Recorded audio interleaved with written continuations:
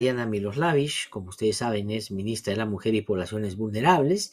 Está por estos días en Panamá liderando la delegación peruana ante la Comisión Interamericana de Mujeres de la OEA. Y en medio de esas actividades ha tenido la gentileza de contestar nuestra llamada para hablar sobre algunos temas que están directamente relacionados con su sector, y hay algunos otros temas que, digamos, son y están relacionados también con el quehacer político del gobierno en general. Ministra, qué gusto saludarla, muy buenos días, muchas gracias por ¿Qué tal, atendernos. Gracias? ¿Cómo estás? Qué bueno estar otra vez contigo conversando. No, al contrario, gracias a Aunque usted por ha atendernos esta sido mañana. medio Tal vez podamos difícil, pero comenzar, aquí estamos desde Panamá. justamente eso quisiera preguntarle antes de comenzar a tocar algunos otros temas. Está usted en Panamá en el marco de, digamos, actividades de la Comisión Interamericana de Mujeres que promueve la OEA. Cuéntenos un poquito de qué se trata, qué cosa es lo que concretamente se intercambia allá cuando se producen este tipo de encuentros. Estamos en la 39ª Asamblea de Delegadas de la CI, ¿no? Que es siempre importante porque se vienen, siempre se preparan declaraciones y se va marcando un poco la ruta de los acuerdos para el próximo periodo. Es también importante porque es la primera reunión presencial después de la pandemia, todas han sido virtuales. La declaración sale bajo el título de Tendiendo Puentes para un nuevo pacto social y económico liderado por mujeres. Es interesante porque, bueno, ha habido cambios en América Latina en los últimos meses. Tenemos, por ejemplo, la representante de Colombia, es ya su última presentación acá en la OEA.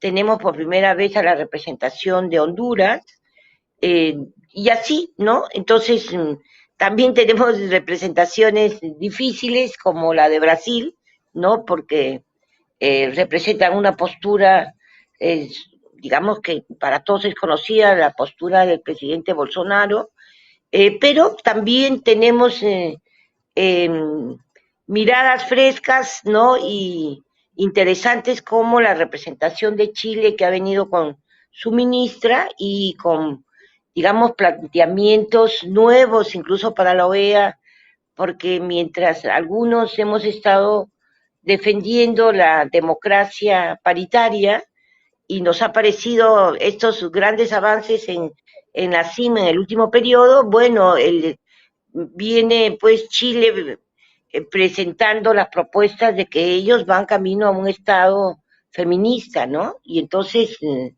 y tenemos también voces que en la OEA que no están muy de acuerdo con el feminismo, ¿no? A pesar que el feminismo figura en muchos de los documentos. Pero bueno, eso es Ujú. parte del diálogo y de, digamos, las relaciones cordiales que siempre ha tenido la OEA con todos los países y en este espacio de las mujeres, de las ministras, eh, los debates pues son en el espacio cordial, ¿no? Pero, digamos, Ujú. sabiendo que hay que negociar, ¿no es cierto?, con los países y lo más seguro, porque ya hay un acuerdo que la presidencia de la CINOEA quede en Panamá De acuerdo. con su Ahora, y es representación. verdad que este tipo de acuerdos o este tipo de comunicados conjuntos o acciones que se puedan emprender conjuntamente con otros países son importantes, pero lo es también en términos ya más nacionales qué acciones se toman para caminar en la dirección de lo que se acuerda, ¿no? Y en el Perú todavía, y eso lo hemos hablado la última vez, en, por ejemplo, esta idea de hacer un gobierno paritario, estamos todavía muy rezagados. Y le pregunto por lo siguiente, para incorporar otro elemento político, porque dentro de poco, por ejemplo, hoy día, si se produce la censura a la ministra de Trabajo, una mujer dejaría el gabinete, y si es que prospera el pedido o la acusación por infracción constitucional de la señora ministra de Inclusión Social y Desarrollo de Inclusión Social, otra ministra se tendría que ir del cargo porque le imputa la Contraloría haber estado participando de acciones incompatibles al cargo de ministra. ¿Qué opinión tiene sobre estos dos casos? Es decir, sobre el caso de la posible censura a la ministra Betsy Chávez y la posibilidad abierta de que también saquen del cargo o inhabiliten a la vicepresidenta y ministra de Desarrollo e Inclusión Social. Bueno, mira, yo en estos tiempos que estoy acá en Panamá, no he tenido tiempo de seguir, digamos, en las últimas 24 horas en un país como el nuestro, que todo eso, que digamos, todos los días hay modificaciones en la política, pero escuché a Otárola, ¿no? Antes de salir de mi casa, y me pareció que Otárola ha colocado otro punto de vista respecto a la vicepresidenta, y yo más bien esperaría la investigación, ¿no es cierto? La investigación y, digamos, una lectura, digamos, sobre la Contraloría, ¿no? Que es lo que Otaro lo está planteando. Además, él lo ha puesto en el marco constitucional, que ella venía pues cumpliendo, ella había pedido licencia, pero siempre hay, digamos, ajustes que hay en una presidencia de una, digamos, de una asociación como la de Apurima, pero, digamos, suele ser medio sospechoso, ¿no? Que Contraloría lo saque en un momento, yo diría, inapropiado, ¿no? Porque creo que debieron esperar a que la vicepresidenta regrese de Davos para que ella pudiera defenderse, y lo que me pareció interesante de Otárola es de que los congresistas no pueden adelantar opinión porque ellos van a votar, y entonces esto me parece interesante, importante lo que ha colocado Tarola, y es de que si el Congreso va a tener esta labor de fiscalización que yo saludo y me parece importante, entonces no pueden adelantar opinión en los medios mientras se acaben las investigaciones en el Congreso. Yo creo que eso debería ser parte de un acuerdo al interior del Congreso con la propia presidenta y las bancadas, ¿no? Mientras las investigaciones no terminen, los congresistas, las congresistas deben abstenerse de opinar en los medios, adelantando opinión sobre ministros, y no solamente ministros, ministras, o digamos, también el Poder Judicial, el Ministerio Público, lo que sea, ¿no? Me parece que eso sería bueno, Glatzer. Ahora, yo también creo que sería bueno, y el argumento oral efectivamente incorpora otra perspectiva, pero usted sabe perfectamente que en el Congreso, y a eso ya nos tienen acostumbrados, si suman los votos que son necesarios para la acusación constitucional, esta va a proceder y al parecer la tendría, porque varios grupos se han pronunciado en esa dirección. Sobre eso en particular, ¿qué opina? Más allá de que efectivamente tendría que respetarse el debido proceso. Y lo otro que le preguntaba es sobre lo de Betsy Chávez, que, digamos, hoy día se va a resolver su caso y lo más probable es que finalmente la censuren también.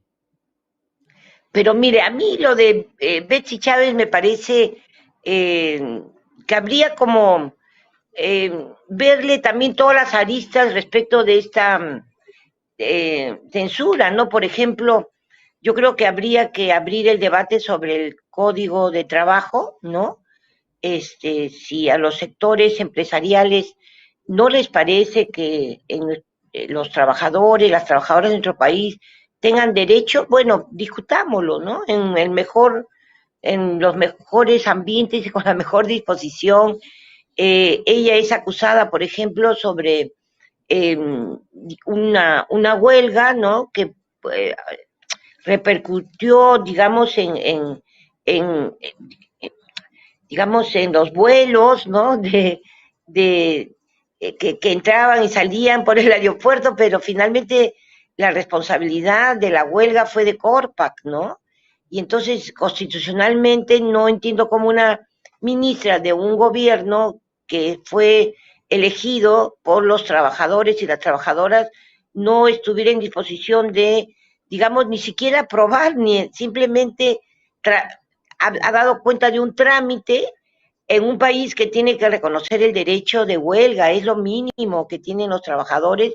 Entonces a mí me parece que el empresariado peruano se ha ensañado con la ministra de Trabajo, y yo más bien haría un llamado a la CONFIEP, a la Sociedad Nacional de Industrias, en fin, que no podemos, porque una ministra defiende los derechos laborales en nuestro país, terminar censurada, ¿no? Y no sé si, porque finalmente el fondo del asunto de la censura de Betsy Chávez tiene que ver con su defensa de los derechos laborales en nuestro país Mm. y está presentada de otra forma y entonces un llamado a que tomen conciencia los congresistas, las congresistas, de que nosotros no podemos ser un país que no respete los derechos mínimos de quienes sustentan nuestro sistema y nuestro trabajo todos los días, Ahora, Gladsen. entonces, usted lo que cree es que el tema de la huelga de Corpas es un pretexto, simplemente es una coartada, cuando en el fondo, dice usted,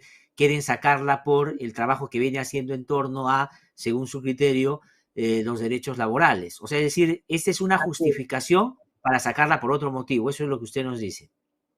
Sí, yo creo que sí, que digamos, la queja que han presentado incluso en la OIT, el empresariado peruano es realmente lamentable, ¿no? Porque eh, no podemos seguir siendo un país que, eh, por un lado, el discurso es que estamos en contra de la informalidad, ¿no? Pero luego no damos ningún paso acertado sobre que esta informalidad, ¿no es cierto?, va a modificarse en la medida que reconozcamos los derechos laborales de gran parte de, de quienes sostienen nuestro sistema productivo, ¿no? En nuestro país. Ujú. Ahora, pero reitero yo Y el argumento que daba hace un rato, ministra, sobre que en el Congreso ya hay una costumbre añeja, diría yo, de votos son votos. Fíjese usted lo que ha pasado con la elección del Tribunal Constitucional, que pese a las críticas, desoyendo inclusive lo que la Contraloría decía sobre algunos de ellos, han terminado por alta mayoría, por alto número, aprobando un tribunal constitucional de esas características. Ese tribunal, ministra, a su parecer, desde el sector que usted representa, es un tribunal garantista en términos de los derechos de las mujeres, los derechos de las familias, los derechos, digamos, en igualdad de oportunidades, o siente usted que lo que algunos dicen que es muy conservador va a ser más bien contra lo que hasta ahora, a veces con mucha dificultad, se ha venido avanzando en estos temas? miren, yo voy a seguir los consejos de Otárola. No voy a Mm. adelantar opinión salvo cuando el Tribunal Constitucional que tenemos tome decisiones. Lo que sí puedo opinar es sobre la forma en que fueron elegidos. Y entonces no, no nos hace bien a nuestra democracia la forma en que el Congreso eligió a este Tribunal Constitucional. Sin embargo, bueno, ya está elegido, esperemos cuáles son los resultados de lo que ellos van a definir, ¿no es cierto? Pero sí decirles como mensaje al nuevo Tribunal Constitucional es de que yo dudo de que haya un retroceso en los derechos ganados por las mujeres, porque, digamos, hay un movimiento fuerte en el Perú de colectivas feministas, diversas expresiones de diversas generaciones, y que hemos llegado al siglo XXI, ¿no? Con un conjunto de derechos que no los perderemos en ningún tribunal constitucional y que estaremos precisamente en las instancias internacionales para defenderlos, ¿no? Y una de las instancias que tenemos es la Comisión Interamericana de las Mujeres acá en la OEA, donde hoy me encuentro en Panamá, y que nos respaldan todos los tratados internacionales que el Estado peruano ha firmado, Ujú. y que bueno, será un camino largo y penoso, me imagino, puede ser en los próximos años, pero que seguiremos también en la ONU, en la MESECBI, en todos los espacios que haya, De acuerdo. pero creo que esperaremos sus primeras resoluciones. Sí, sí. Ahora, en lo que no se ha producido todavía, y estamos todavía, ojalá, en un momento apropiado, es en la elección de quién va a ser el defensor o la defensora del pueblo. Y el sindicato de la Defensoría ha advertido de que se está vulnerando la ley orgánica ya en la conformación de la comisión para empezar a discutir quién va a encabezar esta institución. A la luz de lo que usted nos ha dicho de cómo ha sido la elección del Tribunal Constitucional, ¿cuál sería el llamado de atención que haría usted de no repetir de ese proceso en esta elección? Porque la Defensoría del Pueblo, y usted lo sabe ahora que es ministra, pero cuando no lo era también, ha sido siempre una instancia que ha buscado efectivamente contribuir al afianzamiento de los derechos fundamentales en un país lamentablemente con tantas desigualdades. ¿Qué piensa se debe hacer en esa elección? Miren, hay varias cosas medias extrañas, ¿no? Porque miren cómo se han demorado en la composición del nuevo Tribunal Constitucional. Y a mí me sorprende la prisa que tienen hoy por los cambios en la Defensoría del Pueblo, sobre todo cuando está a cargo hoy la doctora Rebollar, ¿no? Que es una profesional, digamos, muy acertada, muy buena. Yo creo que más bien yo le diría al Congreso que se tomen su tiempo, ¿no? A los congresistas también. Hoy la Defensoría está en buenas manos y entonces podríamos esperar en, en ver, digamos, en analizar, ¿no? Respecto al Tribunal Constitucional y la elección que ha pasado, y que se den unos meses, digamos, no, para resolver. Eh, yo creo que no está mejor representada la Defensoría del Pueblo como hoy, ¿no es cierto?, con la doctora Eliana, y por eso saludamos. Creo que el último periodo del defensor que ha salido no fue lo más recomendable, ¿no? Creo que la Defensoría siempre, desde que nació y desde los orígenes, fue una institucionalidad que ayudó mucho a la democracia, a la defensa de los derechos, y creo que ha tenido un breve periodo muy politizada la Defensoría, que ha retomado un camino originario, ¿no es cierto?, con la defensora encargada. Y entonces yo les pediría, tómense sus semanas, cuál es el apuro de hacer cambios a la Defensoría en este momento, si está en manos de alguien que viene de una carrera institucional dentro de la Defensoría, ¿no? Ahora, sería importante, como usted bien dice, que la doctora Rebollar, por ejemplo, debería entrar como parte de la terna a discutir como posibilidad de elegirla como defensorla, ya no encargada o interina, ¿no? Como pasó en algún momento con Walter Albán y nunca lo eligieron en el Congreso, ¿no? Quería preguntarle ahora por otros temas ¡Ay, también qué buena relacionados idea, con... gracias! Te la apoyo. No la había pensado, pero sí, me parece que ella podría entrar a la terna, ¿no? Y sería una buena opción a un país, digamos, que está, digamos, en crisis permanente, ¿no? Le ayudaría a la Defensoría esa posibilidad, ¿no? Sí, el fiscal de la Nación ayer ha dado a conocer que ha pedido al Poder Judicial impedimento de salida contra el exministro Silva Villegas y contra 5 congresistas de la República de Acción Popular, porque presuntamente pueden haber sido parte de una organización criminal y haber cometido actos de tráfico de influencias. ¿Qué piensa sobre eso? El ministro Silva fue un ministro muy cercano al presidente, un ministro muy defendido por el presidente, es verdad, muy defendido por el Congreso también, pero parece estar en un apremio serio. ¿Y qué le parece estos audios que están ya difundiéndose y circulando, donde por lo menos un ex colaborador del presidente de la República, el señor Pacheco, el Ministerio Público ha pedido los audios para hacer un peritaje al respecto, hablan de cosas previas a la asunción del mando del presidente, de cómo repartirse los ministerios y cómo generar algunos actos de corrupción ahí? ¿Qué piensa sobre todo eso? Claro, sinceramente, mira, no he escuchado todavía ningún audio, porque, digamos, estoy acá en Panamá, eh, atenta, ¿no? A lo que está pasando aquí en la propia reunión, y porque han sido, digamos, han tenido el gesto de nombrarme vicepresidenta de esta última asamblea. Es cierto que el Perú ha tenido la presidencia también ya y la vice, digamos, en un periodo anterior, pero, digamos, creo que lo tomo como un gesto, no al Ministerio de la Mujer, pero tomo como un gesto al gobierno del Perú, que también es importante. No he visto los audios, pero te diría de manera general, creo que todos los exministros, exministras, tienen que estar en la disposición de apoyar cualquier investigación que se haga en relación al periodo, digamos, que han estado, digamos, en los cargos, ¿no? Desde ya, yo lo digo, ¿no? Yo estaré siempre abierta a todas las investigaciones que se hagan, digamos, en el momento en que deje el Ministerio de la Mujer. Y yo sí quiero aprovechar y decirte lo que vengo repitiendo, y lo he dicho también en algunos momentos aquí en la OEA. Eh, he recibido, digamos, el encargo de parte del presidente de ser la ministra de la Mujer.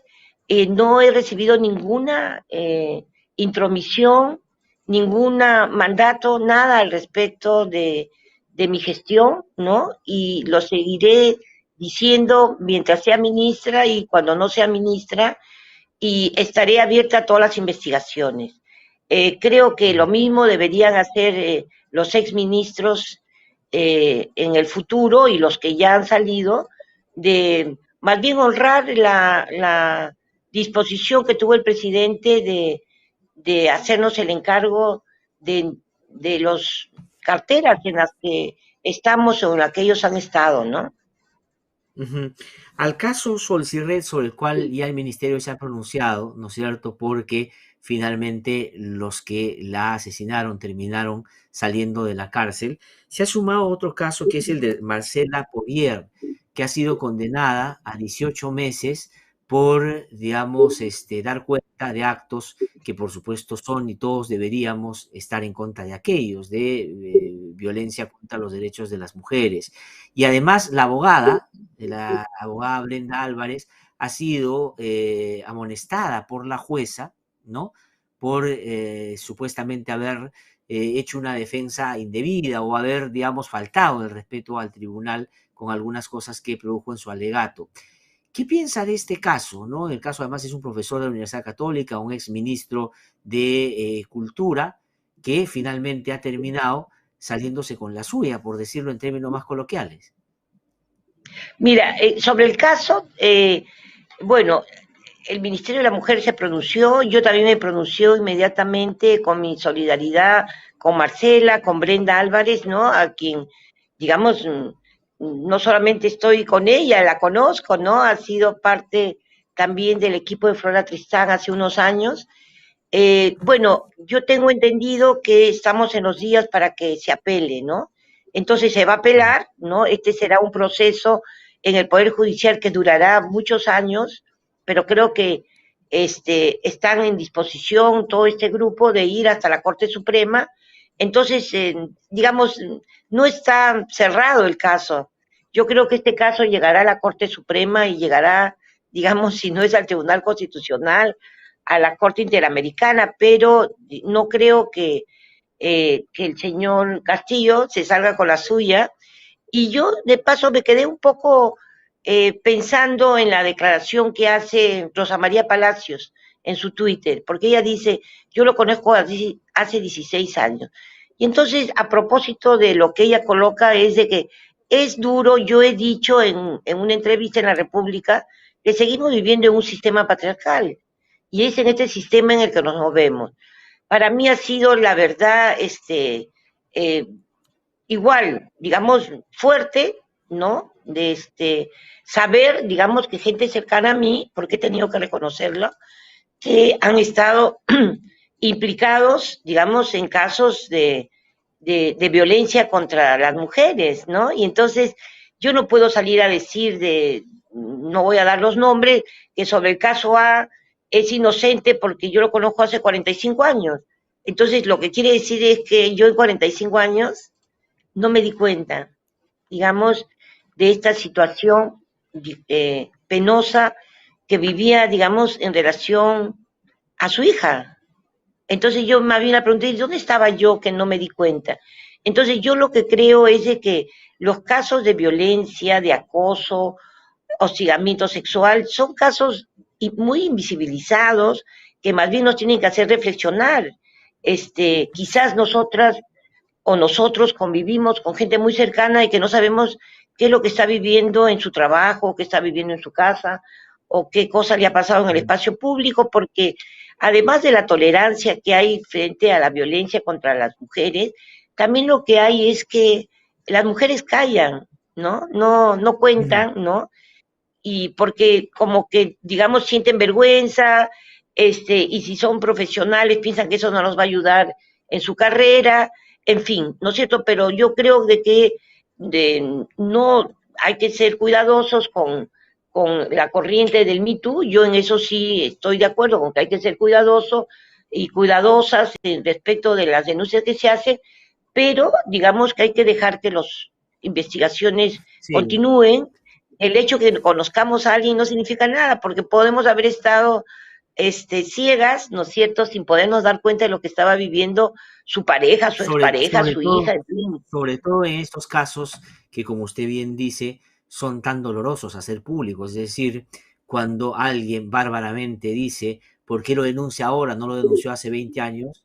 Yo imagino lo que fue para esa mujer 20 años soportar y no poder decirlo. O sea, son situaciones muy difíciles y a veces la omnipotencia de determinadas personas de creer que su palabra absuelve o condena realmente le hacen mal a la justicia en un país de maltratadores y violadores, ¿no? Yo tampoco Claro, suscribo y nada en que el tenga que sistema ver con eso. Y universitario, uno tiene amigos y amigas que conoce claro, de hace muchos pero para años ser, que en el camino terminaron siendo maltratadores o violadores o corruptos, y no porque los conoce uno efectivamente tendría que justificarlo, sencillamente, lamentablemente son como son. Efectivamente. claro, Ministra, ya, quería pero aprovechar dos para preguntar. cositas, Sí, ya. claro.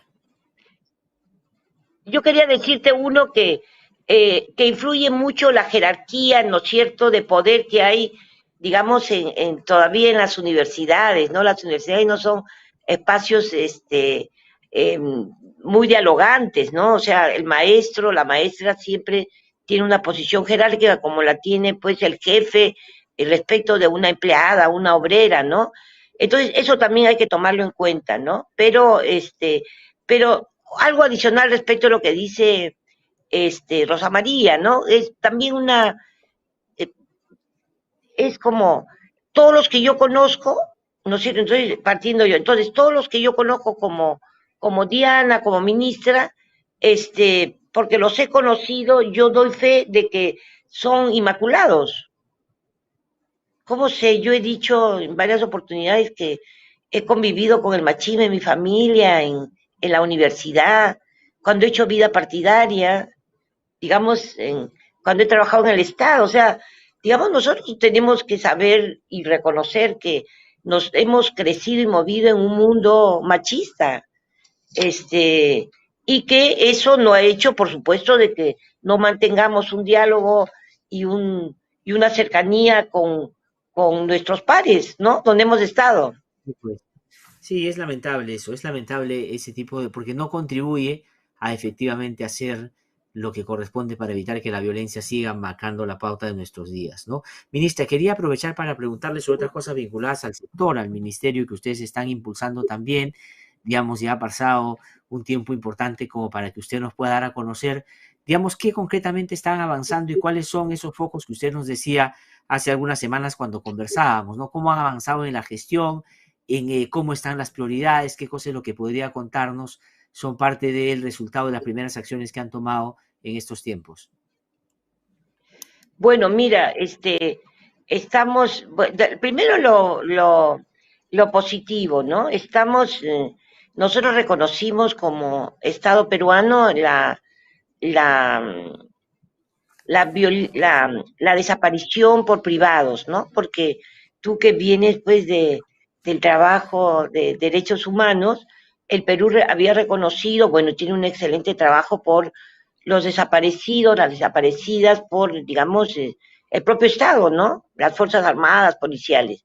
Pero no había un reconocimiento de qué es lo que sucede cuando una mujer a quien la desaparece es pues su ex marido, ¿no es cierto?, el esposo, el exnovio con otros, la familia, ¿no? Y entonces este reconocimiento se ha hecho, es uno de los primeros que hay en América Latina, y también hemos reconocido lo que ahora se llama la violencia, el acoso judicial, ¿no?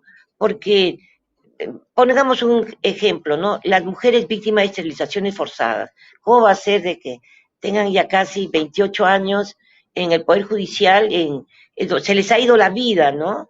A estas mujeres en la defensa de sus derechos. ¿Para qué decirte ya de los casos como Acomarca, por ejemplo, en derechos humanos en nuestro país? Y en el caso de las mujeres, también las víctimas, los familiares de feminicidio, que han perdido a sus hijas, también ya llevan pues 3, 4 años en procesos larguísimos y bueno, estos son los emblemáticos, pero también una mujer que pelea a la patria potestad de sus hijos, se le van 3, 4 años en el Poder Judicial. Entonces, esto es un reconocimiento que me parece importante, lo estamos colocando también en el marco de la CINOEA ahora, digamos, porque si bien han ido apareciendo 2000 de las niñas adolescentes desaparecidas en el Perú, tenemos una tasa muy alta de desapariciones, y entonces esto no es solamente en el Perú, esto es en América Latina, y entonces,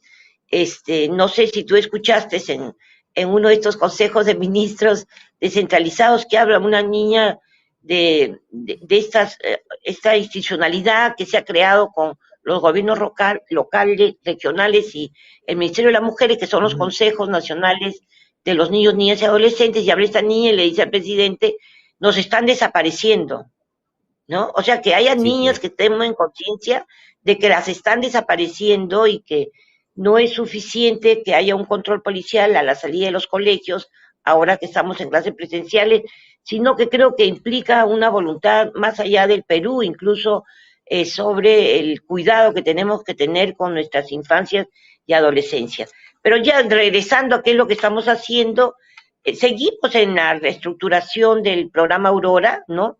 Todavía estamos en el plazo de los 180 días porque estamos en los 102 días, pero lo que sí también hemos declarado en reorganización y quizás es lo más fuerte donde estamos siendo de alguna manera también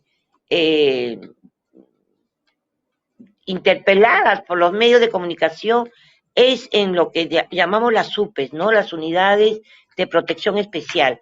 Tú, Glasser, que vienes de toda esta historia de los derechos humanos, sabrás que las unidades de protección especial fueron parte de las competencias que tenía el Ministerio Público y pasaron hace 10 años al Ministerio de la Mujer. Y entonces resulta que hoy que tenemos un promedio de 30 niños, niñas desaparecidos, niños en situación de calle o en desprotección en el Perú, 30 diarios en todo el sistema que tenemos a nivel nacional, el ministerio tiene que decidir a dónde van estos niños, niñas y adolescentes. Y tenemos, según la ley, digamos, entre 24 y 48 horas para decidir si ubicamos al padre, a la madre, a la abuela, al abuelo, si definitivamente tienen que ir tienen que quedarse ya, digamos, en el Estado mientras hay algún otro proceso de que puedan ir digamos, a este programa que hay también de familias acogedoras, o definitivamente que ya van a tener que quedarse con nosotros protegidos varios años, ¿no? Hasta los 18 años. Y entonces esto ha crecido exponencialmente, Glatzer. Yo el fin de semana en Lima hemos tenido 9, ¿no?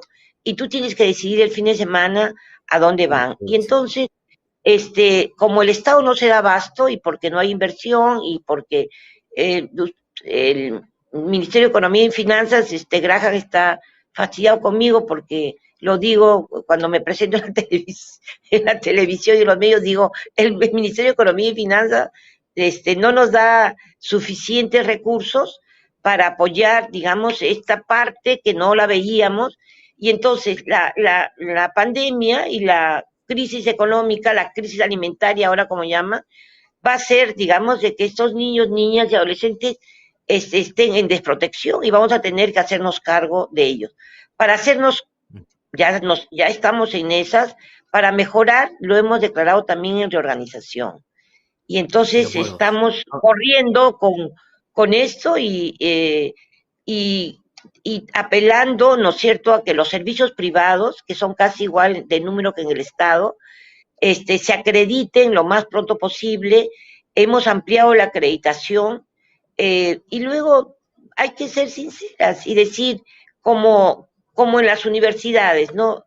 Estos servicios que hay, este, son, digamos, tienen también una dosis lucrativa. Entonces, hay servicios donde tú pagas y entonces si tienes un familiar que sea, digamos, adicto, lo, digamos, lo dejas, ¿no es cierto?, en uno de estos servicios por el tiempo que necesite. Y entonces hay servicios privados, ¿no?, que tienen que mejorar sin Ujú. duda, y en esas estamos. Y claro, y quiero Bueno, terminar también tenemos preguntándole, agradeciéndole mucho. Sí, ya, pero otro tema que sí le sí, estamos por favor. dando bastante es a las elecciones del 2 de octubre, ¿no? Porque nos ha dejado sin reglamento el Jurado Nacional de Elecciones en estas primeras elecciones locales y regionales con paridad y alternancia, que va a haber en los consejos locales, en los regionales, en las planchas, a las regiones, pero había una competencia que sí nos dio la ley, la 31155, y es de que nosotros tenemos que, eh, podemos pedir, solicitar, y tienen la obligación de darnos, los partidos políticos, las organizaciones y movimientos, nos tienen que dar un informe de qué casos de acoso político al interior de sus partidos están ellos procesando. Y entonces esto es una estrategia que está contemplada en la ley y que vamos a continuar, ¿no es cierto? Y también estamos para Ujú, mirar con ujú. cultura lo de las candidaturas de mujeres indígenas y también vamos a hacer un trabajo coordinado con cultura. Y por último está en que ya estamos para eh, aprobar en Consejo de Ministros, ¿no? En las próximas semanas, la propuesta final de la ley de cuidados, que crea el sistema de cuidados, pero que, como yo digo, está bien todo el marco normativo, es importante, pero si no tenemos una experiencia demostrativa territorial, no vamos a tener cómo convencer a todo el conjunto de la ciudadanía, al Congreso de la Sí, pues, República, definitivamente. ¿no? Y a los Sí, medios de pues. comunicación de qué hablamos cuando decimos cuidados, pero esperamos tener la posibilidad de iniciar una experiencia territorial de cuidados para que todos nos entiendan de qué estamos hablando y también estamos solicitando, por supuesto, apoyo al Ministerio de Economía y Finanzas De porque economía. Sí, para pues, que mejorar siempre. el sistema, el de SNEF, el sistema de justicia, necesitamos también dinero, ¿no? Entonces, Sí, pues no, el este, dinero es fundamental y la voluntad política acompañada de recursos es lo que genera la política pública. No debo terminar brevemente porque ya me han dicho que nos hemos pasado el tiempo, ministra. Dos temas muy puntuales. El presidente dijo que iba a observar lo aprobado por el Congreso en torno al desmantelamiento de la SUNEDU y lo otro es que el ministro de Educación, y usted también lo dijo a título personal primero, pero entiendo que es una decisión del gobierno, que van a observar todo el tema este que ha aprobado el Congreso en torno a que, comillas, los padres de familia sean los que le den un visto bueno a lo que se pone en los textos escolares. Solamente quiero brevemente que me responda. ¿Se mantiene el Ejecutivo en la idea de observar lo de la SUNEDO y de observar lo de los textos escolares? sí, sí se mantiene, gracias. Nosotros hemos tenido, más bien nos hemos adelantado y se observó lo de la tenencia compartida, ¿no? Fue una reunión muy importante que tuvimos con el Premier. No solamente estaba la postura del Ministerio de la Mujer, sino también la postura de UNICEF, la postura del Fondo de Población, del PNUD, ¿no? Y a partir, digamos, de esa reunión con todos los organismos que venían preocupados por la tenencia compartida, el Premier anunció que eh, se observaba y teníamos ya lista la opinión técnica. Yo lo que sé es que la opinión técnica sobre la SUNEDO ya está lista, entonces, y pienso que debe salir en estos días, y la otra, que ha corrido más por el lado de el Ministerio de Educación, está en camino, ¿no? Vamos a observarlo entonces. Ministra, muchísimas gracias por haber conversado con nosotros esta mañana. Ha sido un gusto tener el programa. Vamos a conversar seguramente en otro momento. Que le vaya muy bien. Muchísimas gracias por haber dado un minuto de su tiempo Bueno, esta mañana para que no, ya, más puedan bien a ti, escucharla. gracias, ¿no es cierto?, esta Muy amable. posibilidad de poder conversar. Gracias a ti. Muy amable. Diana Miloslavich, entonces, ministra de la Mujer y Población de Vulnerables, ha conversado con nosotros esta mañana. Voy a ir a una pausa, regreso un instante, estamos aquí en No hay Derecho, no se mueva.